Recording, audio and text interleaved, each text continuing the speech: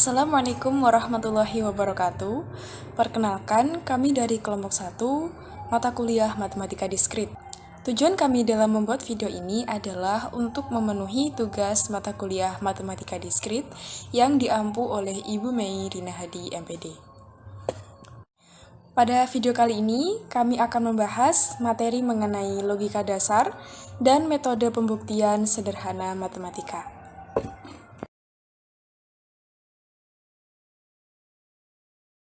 Dalam materi ini ada beberapa subbab yang akan dibahas, yaitu ada logika, proposisi dan bukan proposisi tunggal dan proposisi majemuk, operator logika matematika, tabel kebenaran, tautologi, kontradiksi dan kontingensi, converse, inverse, dan kontraposisi, serta pembuktian dalam matematika.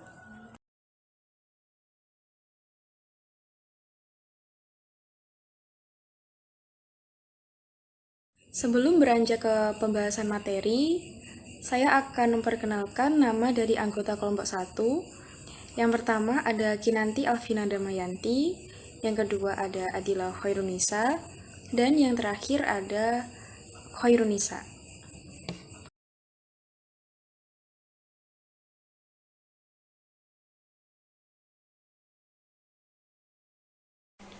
Nah, materi pertama yang akan saya bahas yaitu tentang logika.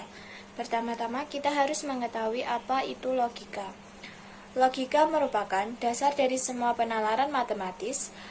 Aturan logika memberikan arti pada pernyataan matematika yang digunakan untuk membedakan pernyataan yang valid dan tidak valid, sehingga logika merupakan hal dasar yang sangat penting dalam matematika. Blok pembangun logika yaitu proposisi. Nah, proposisi juga memiliki arti tersendiri yaitu pernyataan yang bernilai benar atau salah, tapi tidak keduanya. Untuk menotasikan proposisi digunakan alfabet seperti P, Q, R, dan S. Dikatakan bahwa nilai kebenaran dari suatu proposisi adalah benar dan salah, berkorespondensasi dengan 1 dan 0 dalam dunia digital, di mana 1 mewakili pernyataan benar dan 0 mewakili pernyataan yang salah. Nah, selanjutnya kita masuk ke dalam contoh proposisi. Yang pertama, itu ada sebuah contoh yaitu 797 kurang dari 363. Contoh di atas merupakan proposisi karena 797 kurang dari 363 merupakan pernyataan, di mana proposisi haruslah sebuah pernyataan, dan juga 797 kurang dari 363 memiliki nilai kebenaran, di mana nilai kebenaran dari proposisi itu adalah salah, karena 797 tidak kurang dari 363. Dan contoh selanjutnya adalah jangan tidur ketika kuliah daring. Contoh di atas bukan merupakan proposisi karena kalimat tersebut bukan sebuah pernyataan, melainkan sebuah perintah atau permintaan. Kita tahu bahwa hanya pernyataan yang dapat menjadi proposisi, sehingga kalimat perintah dan pertanyaan bukanlah sebuah proposisi.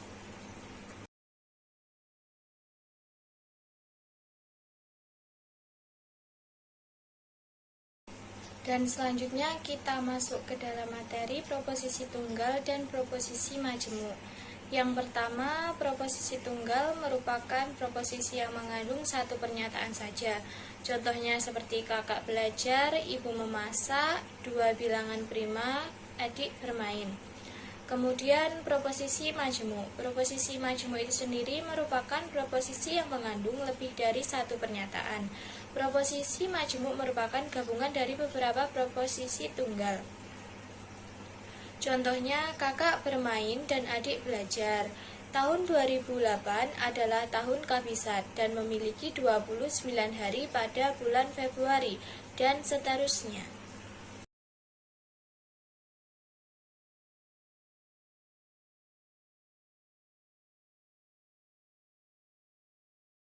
Dan selanjutnya yaitu tentang operator logika matematika dan tabel kebenaran. Operator logika menggabungkan satu atau lebih proposisi sehingga membentuk suatu proposisi majemuk. Beberapa operator logika diantaranya yaitu yang pertama negasi. Negasi dari P dinotasikan dengan bentuk seperti itu atau bisa dibaca tidak P atau tidak benar bahwa P. Kita perhatikan kolom tersebut. Kolom pertama yaitu memberikan nilai kebenaran P yakni benar dan salah. Kolom kedua memberikan nilai kebenaran dari negasi P di mana ini diperoleh dari nilai P. Di mana pengertian negasi adalah kebalikan. Contohnya, misalkan P adalah proposisi hari ini Sabtu, maka negasi P hari ini bukan Sabtu. Kemudian contoh kedua yaitu P 2 sama dengan 3 plus 1, maka negasi P 2 tidak sama dengan 3 plus 1, dan seterusnya.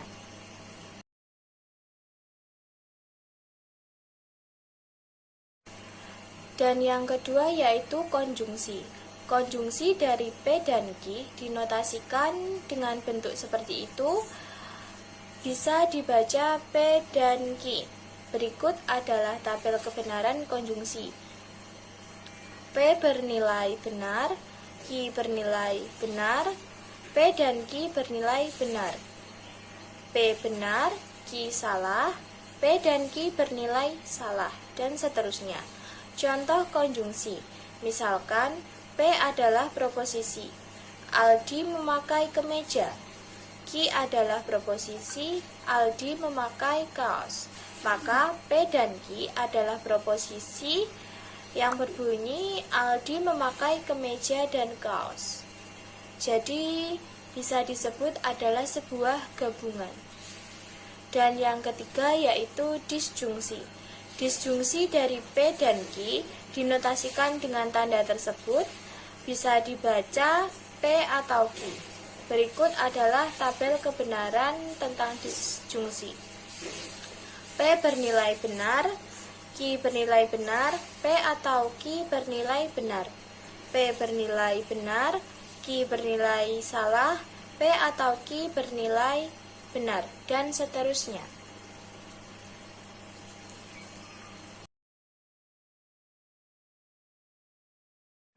Yang keempat yaitu disjungsi inklusif. Disjungsi inklusif yaitu dua pernyataan yang bernilai benar apabila paling sedikit satu dari keduanya bernilai benar yang diberi simbol seperti yang tertera di PPT ini. Untuk disjungsi inklusif, dua pernyataan P atau Q ditulis seperti yang tertera. Contoh disjungsi inklusif. Nada seorang siswa yang pintar atau seorang atlet berbakat. Pernyataan itu akan menimbulkan penafsiran, Andi seorang siswa yang pintar atau seorang atlet yang berbakat, atau mungkin kedua-duanya. Dan contoh yang kedua, persegi memiliki 4 sisi atau 4 sudut. Dan contoh yang ketiga, Ali membawa pensil atau ballpoint. Dan yang kelima yaitu disjungsi eksklusif. Disjungsi eksklusif dari P dan Q dinotasikan dengan model penulisan seperti itu, bisa dibaca P atau Q, tetapi tidak keduanya. Berikut itu adalah contoh kolom berupa disjungsi eksklusif. Jika P bernilai benar, Q bernilai benar, maka P atau Q bernilai salah. Jika P bernilai benar, Q bernilai salah, maka P atau Q bernilai benar, dan seterusnya.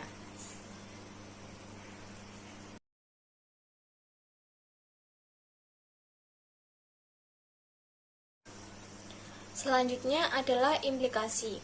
Implikasi dari P dan Q dinotasikan seperti yang tertera di penjelasan ini dan dibaca jika P maka Q. Kita lihat tabel kebenaran dari implikasi. Jika P bernilai benar, Q bernilai benar, maka jika P maka Q bernilai benar. Jika P bernilai benar, Q bernilai salah, maka jika P, maka Q bernilai salah. Contoh implikasi, misalkan P adalah berproposisi Nadia lapar, Q adalah proposisi Nadia makan, maka implikasi dari pernyataan tersebut yaitu jika Nadia lapar, maka Nadia makan. Dan selanjutnya yaitu bi-implikasi. Bi-implikasi dinotasikan seperti pada penjelasan PPT ini dan dibaca P jika dan hanya jika Q. Dan kita lihat tabel kebenaran bi-implikasi seperti yang di situ agak sedikit kesalahan ya, di situ bi-implikasi seharusnya bi-implikasi tapi ditulis implikasi. Contoh bi-implikasi misalkan P adalah proposisi Nadia lapar, Q adalah proposisi Nadia makan, maka bi-implikasi P dan Q merupakan proposisi Nadia lapar jika dan hanya jika Nadia makan.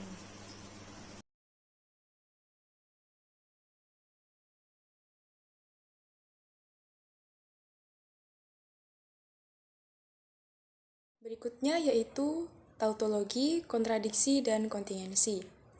Tautologi adalah suatu pernyataan majemuk yang selalu bernilai benar atau true untuk setiap kemungkinan nilai kebenaran komponen-komponennya. Sedangkan kontradiksi adalah kebalikan dari tautologi, yaitu suatu bentuk pernyataan yang selalu bernilai salah atau false untuk semua kemungkinan nilai kebenaran komponen-komponennya. Dan sedangkan kontingensi adalah pernyataan majemuk yang tidak selalu bernilai benar dan tidak selalu bernilai salah, atau bukan tautologi dan juga bukan kontradiksi untuk semua kemungkinan nilai kebenaran komponen-komponennya. Artinya, dalam kontingensi, nilai kebenarannya sekaligus memuat benar dan juga salah.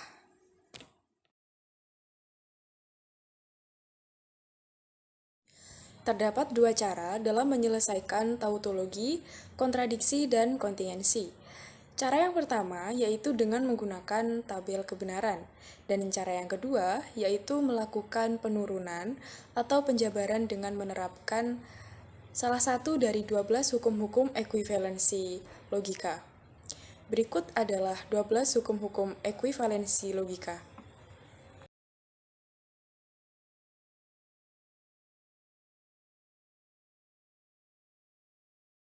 Berikutnya adalah contoh soal. Contoh yang pertama, tunjukkan bahwa statement P konjungsi Hi, konjungsi negasi P disjungsi Hi merupakan sebuah kontradiksi. Kita dapat selesaikan soal ini dengan melakukan pembuktian melalui tabel kebenaran. Dengan P kita isi dengan BBSS dan Hi kita isi dengan BSBS. Mengingat pada materi sebelumnya tentang operator logika matematika, kita dapat selesaikan dulu persoalan P konjungsi Hi dan P disjungsi Hi serta negasi dari P disjungsi Hi. Setelah kita selesaikan dan mendapatkan hasilnya, kita akan mencari dan membuktikan apakah P konjungsi Hi, konjungsi negasi P disjungsi Hi itu merupakan sebuah kontradiksi atau nilainya bernilai salah semua. Kita langsung cari dan ternyata benar bahwa nilainya bernilai salah semua. Maka terbukti bahwa P konjungsi Hi, konjungsi negasi P disjungsi Hi merupakan sebuah kontradiksi. Berikutnya contoh yang kedua, tunjukkan bahwa P konjungsi Hi implikasi Hi merupakan tautologi. Kita dapat selesaikan permasalahan ini dengan cara yang kedua, yaitu dengan menerapkan 12 hukum-hukum ekuivalensi logika. Maka akan kita terapkan P konjungsi Hi implikasi Hi itu sama dengan negasi dari P konjungsi Hi disjungsi Hi. Dan selanjutnya kita jabarkan negasi P disjungsi negasi Hi disjungsi Hi. Menurut 12 hukum-hukum ekuivalensi logika tadi, Pada hukum negasi, negasi he, disjungsi he itu bernilai true atau benar. Maka akan sama dengan negasi P, disjungsi T. Nah, pada hukum dominasi, negasi P, disjungsi T itu bernilai true atau benar. Maka terbukti bahwa P, konjungsi he, implikasi he merupakan tautologi. Di situ sudah tertera bahwa hasilnya adalah bukan benar semua dan bukan salah semua. Maka ada benar dan ada salah.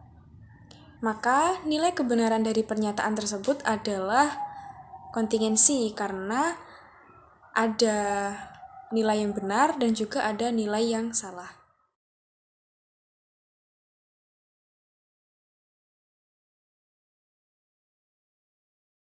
Selanjutnya adalah converse, inverse, dan kontraposisi. Dari implikasi P maka H, kita dapat membentuk berbagai pernyataan-pernyataan, yaitu yang pertama, H maka P yang disebut dengan converse, negasi P maka negasi H yang disebut dengan inverse, negasi H maka negasi P yang disebut dengan kontraposisi atau kontrapositif. Dari definisi tersebut dapat dibuat tabel kebenaran untuk converse, inverse, dan kontraposisi. Terlihat dalam tabel tersebut, P maka H itu sama dengan negasi H maka negasi P. Dan negasi P maka negasi H sama dengan H maka P. Sebenarnya dari definisi syarat cukup dan syarat perlu, sudah jelas bahwa jika P maka H itu artinya sama dengan jika tidak ada H, maka tidak ada P. Artinya implikasi ekuivalen dengan kontraposisi.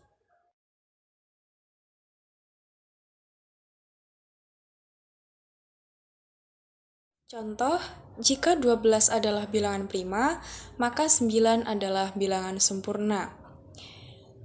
12 adalah bilangan prima itu kita misalkan dengan P, dan 9 adalah bilangan sempurna itu kita misalkan dengan H. Jika pernyataannya kita rubah menjadi converse, H maka P, maka akan menjadi jika 9 adalah bilangan sempurna, maka 12 adalah bilangan prima. Dan jika kita rubah dengan inverse, maka negasi P maka negasi H itu menjadi jika 12 bukan bilangan prima, maka 9 bukan bilangan sempurna. Sedangkan jika kontraposisi, yaitu negasi H maka negasi P, itu akan menjadi jika 9 bukan bilangan sempurna, maka 12 bukan bilangan prima.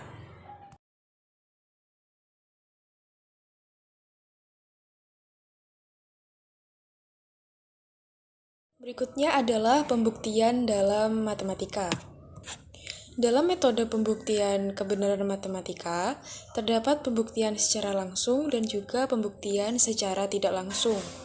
Nah, dalam pembuktian langsung, itu bentuknya adalah premis-premis yang dikonjungsi, seperti premis 1, konjungsi premis 2, konjungsi premis 3, konjungsi premis 4, sampai dengan konjungsi premis ke N.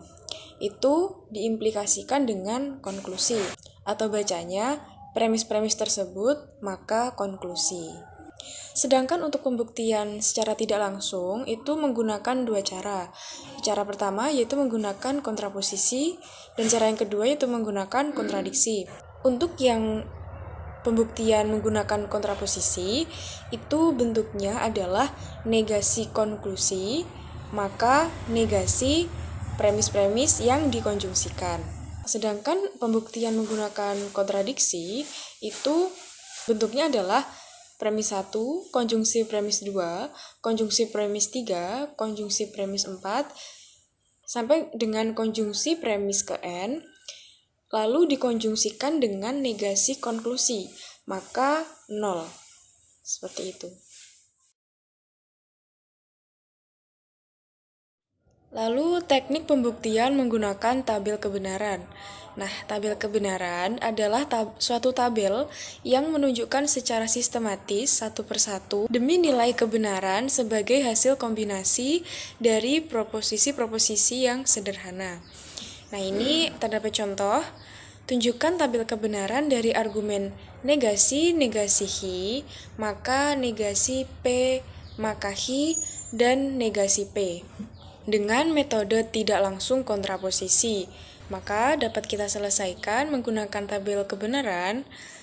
P kita isi dengan BBSS, Q kita isi dengan BSBS. Kemudian kita cari negasi P dan juga negasi Q. Nah, negasi P dan negasi Q itu adalah kebalikan dari P dan Q tadi. Maka kalau negasi P itu bernilai SSBB, negasi Q bernilai SBSB. Kemudian negasi dari negasi Q itu adalah kebalikan dari negasi Q atau sama dengan kembali ke nilai Q yang sebelumnya, BS. Lalu kita cari yang P maka Q.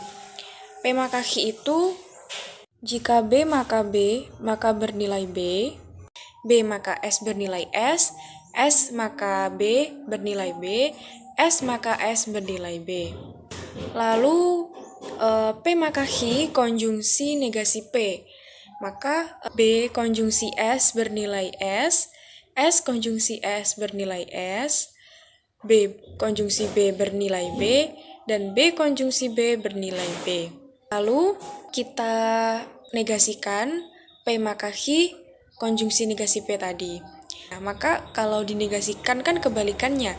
Jadi SSBB itu menjadi BBSS. Kemudian kita dapat mencari negasi dari negasi Q, maka negasi P maka Q konjungsi negasi P.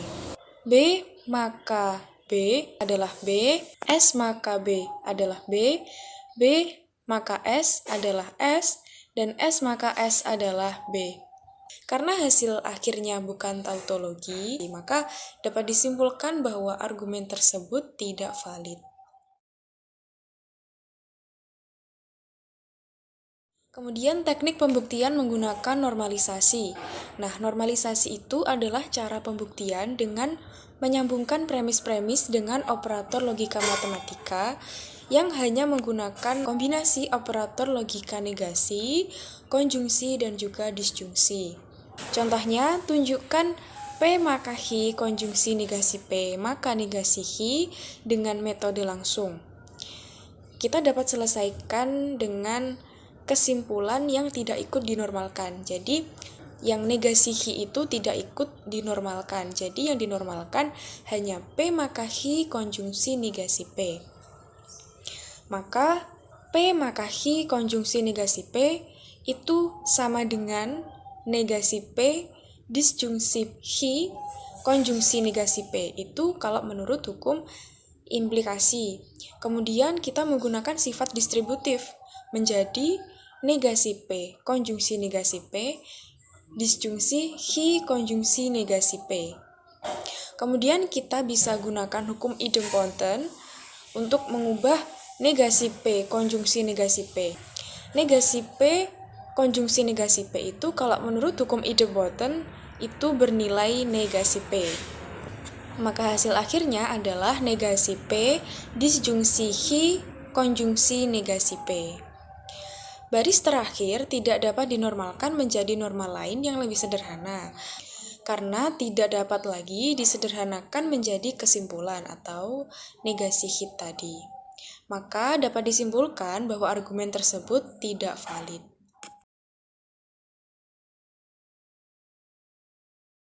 Selanjutnya adalah teknik pembuktian menggunakan aturan inferensi. Nah, inferensi itu artinya adalah penarikan kesimpulan. Berikut adalah aturan-aturan yang dapat dipakai dalam pembuktian menggunakan aturan inferensi.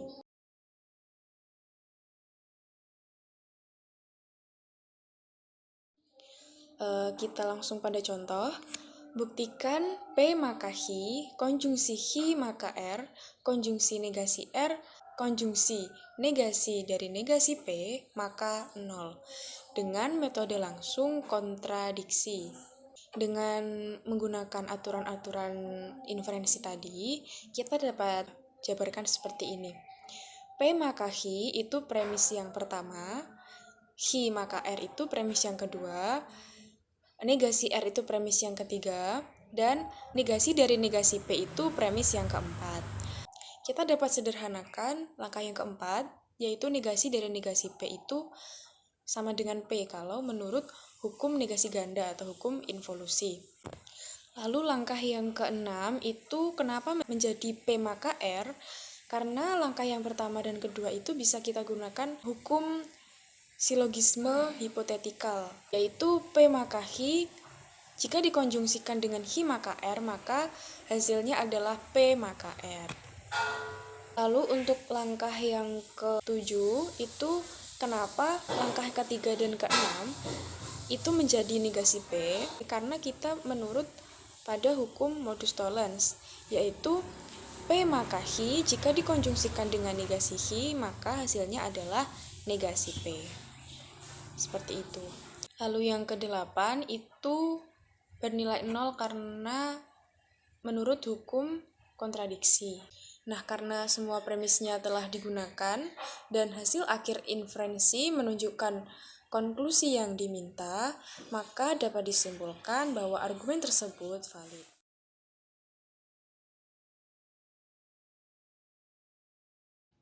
Saya Hoironisa yang selanjutnya akan menjelaskan tentang pembuktian logika proposisi lanjut. Jadi di pembuktian logika proposisi lanjut ini akan terkait dengan kuantor dan kalimat berkuantor. Jadi pertama saya akan menjelaskan dulu apa itu kuantor dan kalimat berkuantor. Kuantor adalah kalimat ekspresi yang memuat kuantitas objek yang terlibat. Misalnya ada, semua, beberapa, tidak semua, dan lain-lain. Nah, kuantor ini terdiri dari dua bentuk, yaitu ada kuantor universal dan kuantor eksistensial. Kuantor universal memiliki kata-kata yang mengandung makna umum dan menyeluruh, sedangkan kuantor eksistensial memiliki kata-kata yang mengandung makna khusus sebagian. Nah, sedangkan kalimat berkuantor itu sendiri adalah kalimat yang mengandung istilah yang menjelaskan banyaknya anggota yang ada dalam suatu kalimat dengan pernyataan semua maupun ada sebagian atau beberapa.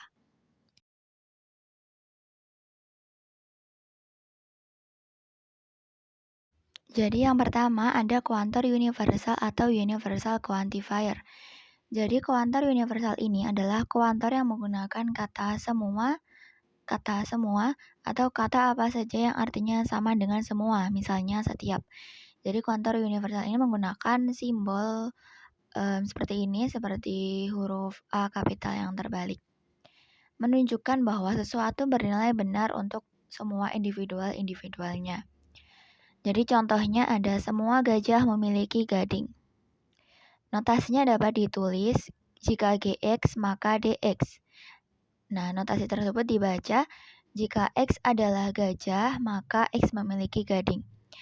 Tetapi agar notasi tersebut dapat menunjukkan makna semua gajah, karena X pada notasi itu masih dapat diartikan mungkin saja hanya ada satu gajah, maka notasinya akan ditulis menjadi seperti ini, dapat dibaca untuk semua X, jika GX atau X ekor gajah, maka DX atau X memiliki gading.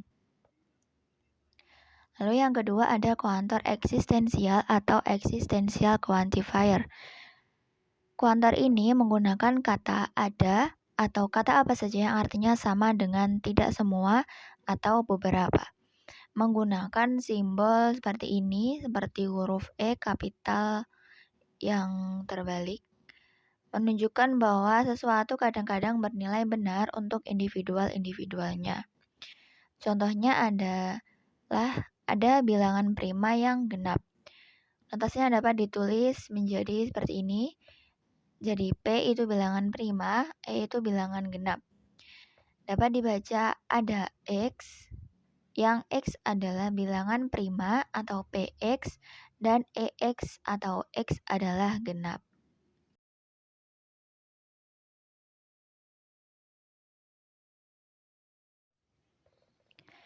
Yang selanjutnya ada teknik pembuktian umum untuk kalimat berkuantor. Jadi contoh soal yang pertama, buktikan bahwa semua bilangan bulat yang genap mempunyai kuadrat yang genap. Jadi kita ambil sebarang nilai X bilangan bulat genap, maka X sama dengan 2N untuk suatu N bilangan bulat. Nah, jika dikuadratkan, maka akan diperoleh X kuadrat sama dengan 2N kuadrat sama dengan 4N kuadrat. Lalu kita faktorkan menjadi 2 dikali 2N kuadrat. Nah, karena 2N kuadrat itu adalah bilangan bulat, maka 2 dikali 2N kuadrat adalah bilangan genap. Seperti di bentuk yang sebelumnya, yaitu X sama dengan 2N. Jadi, karena X sebarang, kita dapat menyimpulkan bahwa untuk semua X genap, X kuadrat genap. Jadi, untuk semua X genap, maka X kuadrat itu juga genap. Lalu soal yang kedua, buktikan bahwa terdapat X yang memenuhi X plus 9 sama dengan 1. Jadi kita pilih X sama dengan min 8. Kenapa kita pilih min 8? Karena ini dari persamaan yang X tambah 9 sama dengan 1, kedua ruas kita kurangi 9 untuk kita memperoleh X. Jadi X plus 9 dikurangi 9 sama dengan X, 1 dikurangi 9 sama dengan negatif 8. Lalu jadi kita pilih X sama dengan negatif 8, maka X ditambah 9 sama dengan negatif 8 ditambah 9 sama dengan 1. Jadi ada atau terdapat X yang memenuhi X ditambah 9 sama dengan 1, yaitu X sama dengan min atau negatif 8.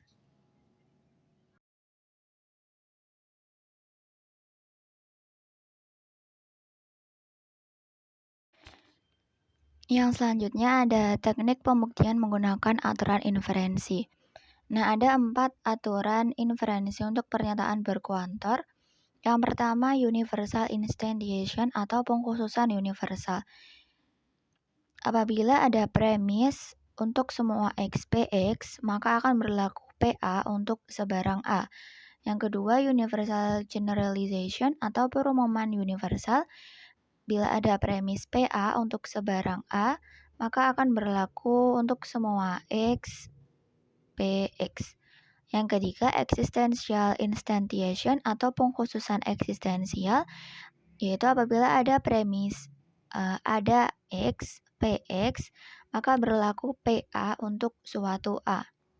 Dan yang terakhir, existential generalization atau perumuman eksistensial, yaitu apabila ada premis PA untuk semua A, maka berlaku ada X, PX. Selanjutnya kita langsung masuk ke contoh soal. Soal yang pertama, tunjukkan bahwa premis-premis setiap orang dalam kelas matematika diskrit ini telah menyelesaikan pelatihan di bidang ilmu komputer dan Maria adalah siswa pada kelas ini, menghasilkan kesimpulan Maria telah menyelesaikan pelatihan di bidang ilmu komputer. Jadi kita misalkan DX itu menunjukkan X ada dalam kelas matematika diskrit. Dan CX menunjukkan X telah menyelesaikan pelatihan di bidang ilmu komputer. Langkah yang pertama, kita masukkan premis yang pertama, yaitu setiap orang dalam kelas matematika diskrit ini telah menyelesaikan pelatihan di bidang ilmu komputer. Jadi untuk semua X, setiap orang dalam kelas matematika diskrit, artinya jika DX, maka CX atau X telah menyelesaikan pelatihan di bidang ilmu komputer. Lalu langkah yang kedua, universal instantiation dari 1. Universal instantiation tadi kan apabila ada premis untuk semua XPX, maka berlaku PA untuk sebarang A. Jadi untuk semua X, jika DX maka CX akan berlaku jika D Maria maka C Maria. Lalu langkah yang ketiga, kita ambil dari premis Maria adalah siswa pada kelas ini. Jadi C Maria, maksud saya D Maria. Lalu langkah yang keempat, modus ponens dari 2 dan 3. Modus ponens dari 2 dan 3, jadi jika D Maria maka C Maria dan D Maria maka akan menghasilkan kesimpulan yaitu C Maria atau Maria telah menyelesaikan pelatihan di bidang komputer. Jadi terbukti bahwa dari premis-premis Setiap orang dalam kelas matematika diskrit ini telah menyelesaikan pelatihan di bidang komputer, dan Maria adalah siswa pada kelas ini, menghasilkan kesimpulan Maria telah menyelesaikan pelatihan di bidang ilmu komputer.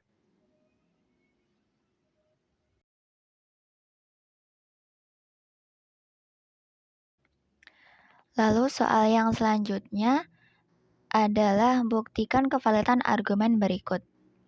Ada ilmuwan yang tidak rabun dekat. Semua orang yang memakai kacamata adalah rabun dekat. Semua orang memakai kacamata atau lensa kontak. Karena itu, beberapa ilmuwan memakai lensa kontak. Jadi yang pertama kita simbolisasi dulu. X itu menyatakan orang, IX menyatakan X adalah ilmuwan, RX menyatakan X rabun dekat, KX menyatakan X berkacamata, dan LX menyatakan X memakai lensa kontak. Langkah yang pertama kita ambil dari premis 1 yang berbunyi ada ilmuwan yang tidak rabun dekat. Jadi kita simbolkan ada X, ada orang, yang orang itu adalah ilmuwan, jadi IX, dan tidak rabun dekat, jadi negasi RX. Lalu langkah yang kedua kita ambil dari premis yang kedua, semua orang yang memakai kacamata adalah rabun dekat.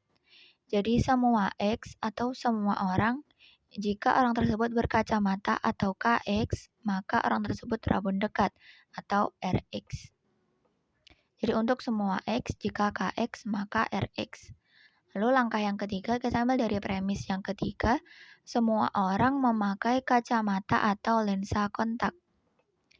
Jadi kita simbolkan untuk semua X, KX, atau LX. Jadi untuk semua orang berkacamata atau memakai lensa kontak.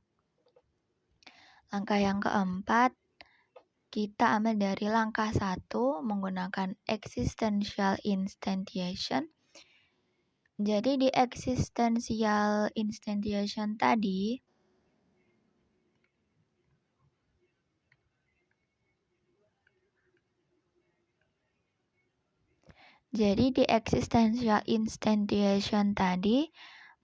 berbunyi bahwa jika ada premis, ada X, PX, maka akan berlaku PA untuk suatu A. Jadi jika ada IX dan negasi RX, maka akan berlaku IA dan negasi RA. Lalu langkah yang kelima, dari langkah kedua yang menggunakan universal instantiation. Nah, universal instantiation tadi menyatakan apabila ada premis semua X, yang jika KX maka RX itu akan berlaku juga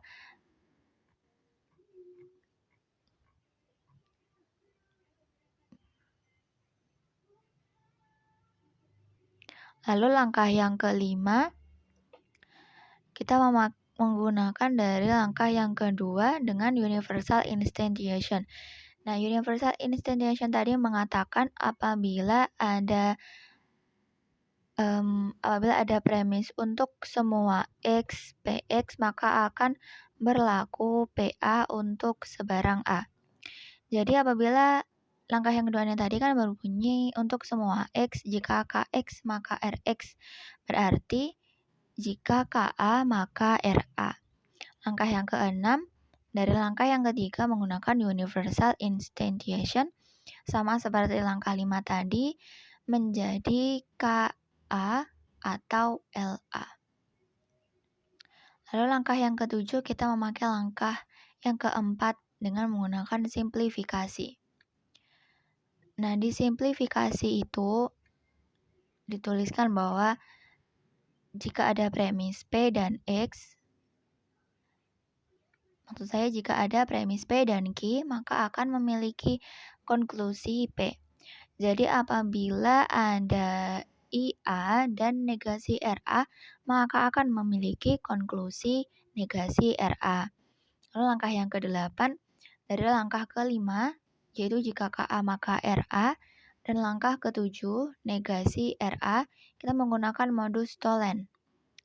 yang mana modus tollens itu apabila ada premis jika P maka Q dan negasi Q maka akan menghasilkan konklusi negasi P. Nah, dari langkah ke-5 dan ke-7 tadi, jika KA maka RA dan negasi RA maka akan menghasilkan konklusi negasi KA. Lalu langkah yang ke-9, menggunakan langkah ke-6 yaitu KA atau LA, dan langkah ke-8 negasi KA menggunakan silogisme disjungsi. Jadi di silogisme disjungsi ini apabila ada premis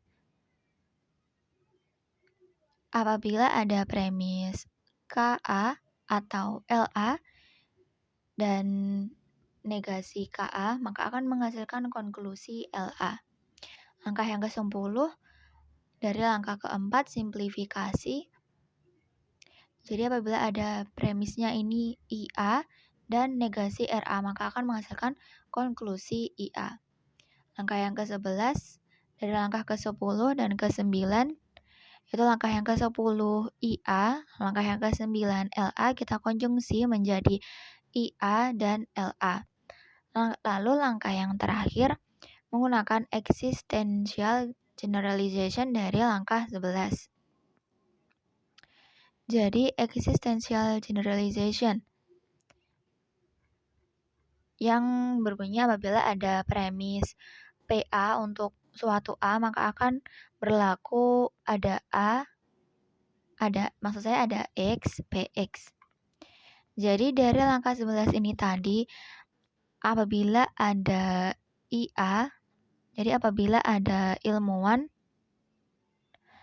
dan dia memakai lensa kontak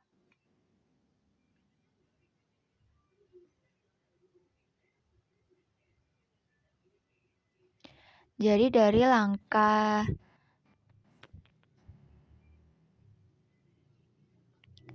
lalu langkah yang terakhir dari langkah 11 IA dan LA menggunakan existential generalization yaitu apabila ada premis PA untuk suatu A maka akan menghasilkan konklusi ada X, PX. Jadi di sini IA dan LA, premisnya IA dan LA maka akan menghasilkan konklusi ada X, LX, dan LX. Maaf, maksud saya ada X, IX, dan LX. Jadi terbukti bahwa argumen beberapa ilmuwan memakai lensa kontak itu adalah valid. Mungkin itu pembahasan yang dapat saya sampaikan. Terima kasih.